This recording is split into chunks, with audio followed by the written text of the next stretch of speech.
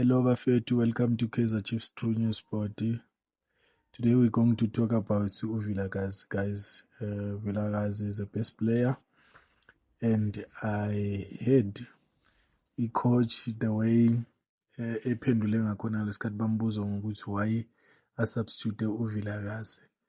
Then wabuzwa ukuthi why ningabuzi ngalamanye ama-player engiwasubstitutile, nibuza about uVilakazi.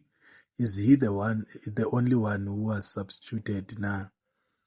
Bahlele ukuphendula ama-journalist, kodwa I think naye i-coach umbuzo uphendule kahle bafethu, because ama-social media guys siqala ukudlalela kwi-Kaizer Chiefs kakhulu, babuza imibuzo ibona ukuthi it's unnecessary guys.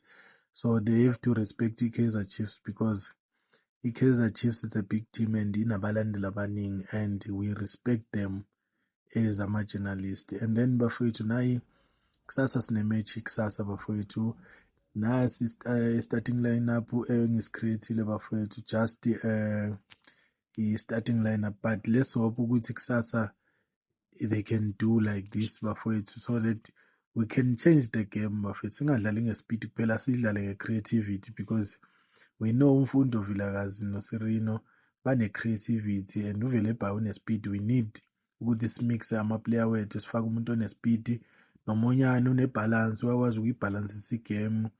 uKwinika naye uyakwazi ukuboosta ukuthi at least ashaye amaphasi agrand, akwazi ukuthola ama-player. noCele naye is good at that, noMcCarthy naye ngisambonile naye ashaya ama-best passes bafowethu.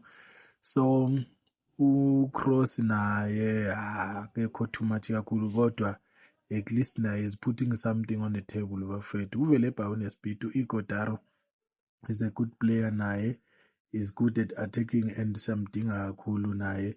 Bese ngathi ku-second half ngabuya mhlambe afake uShabalala lapha kuSirino mhlambe, and then bese athathe uSirino amfake center, or ameke uVilakazi aqhubeke, bese afake uDe Silva lapha as i-striker bafowethu, bese emuva angashintshi lutho. And then bese kuba CAF Confederation Cup bafethu izodlala bafethu, siyabona ukuthi siqhathwe nani. We are playing against iZesco bafethu. Let's hope iZesco, it's not a big team or best team that we cannot beat, but I believe in Kaizer Chiefs guys.